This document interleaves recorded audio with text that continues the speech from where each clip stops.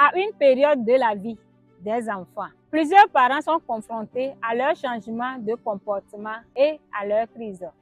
Ils n'arrivent plus à les comprendre, à les reconnaître et à les contrôler. Ainsi, ces parents s'affolent, ils sont déboussolés, ils ne savent pas comment s'y prendre. Hello, je te crois en très bonne forme. Si tu es nouveau ou nouvelle sur la chaîne, n'hésite pas à t'abonner. Bienvenue à toi. Aujourd'hui, nous allons parler de l'adolescence, de comment se manifeste l'adolescence et comment gérer leur crise. Sans plus tarder, c'est parti. Commençons par définir l'adolescence. L'adolescence est une étape de turbulence normale, temporaire, qui se situe entre 11 et 24 ans, 14 et 17 ans et 10 et 19 ans selon l'OMS. C'est une période de transition entre l'enfance et l'adulte qui débute du collège à l'université. Comment peut-on reconnaître un ado chez soi? En cette période, vous allez observer d'énormes transformations dans la vie de votre enfant. Son cerveau va se développer rapidement. Il aura des transformations physiques et psychologiques. Il va se sentir souvent fatigué à cause des glandes qui sécrètent des hormones tels que l'oestrogène et la progestérone chez les filles et les testostérones chez les garçons. En ce temps, ton enfant va réclamer plus d'autonomie. Il va expérimenter beaucoup de choses en matière de tenue et de mode.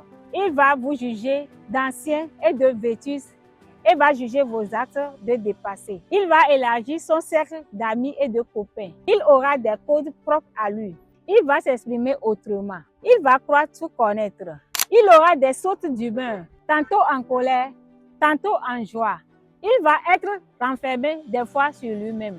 Il va expérimenter de bonnes comme de mauvaises choses. Il va prendre des fois des risques. Et oui, ces énormes changements font que les parents se perdent complètement et ne savent pas comment s'y prendre.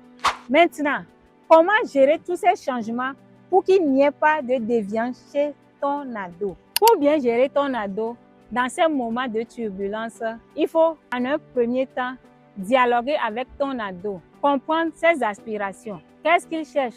Qu'est-ce qu'il veut? Qu'est-ce qu'il pense pour pouvoir l'accompagner? Au cas contraire, l'enfant va se sentir mal aimé, mal compris et va se rétracter. Deuxième point, il faut le mettre en confiance afin de connaître ses projets, ses fréquentations et ses idées. Troisième point, il faut le frustrer.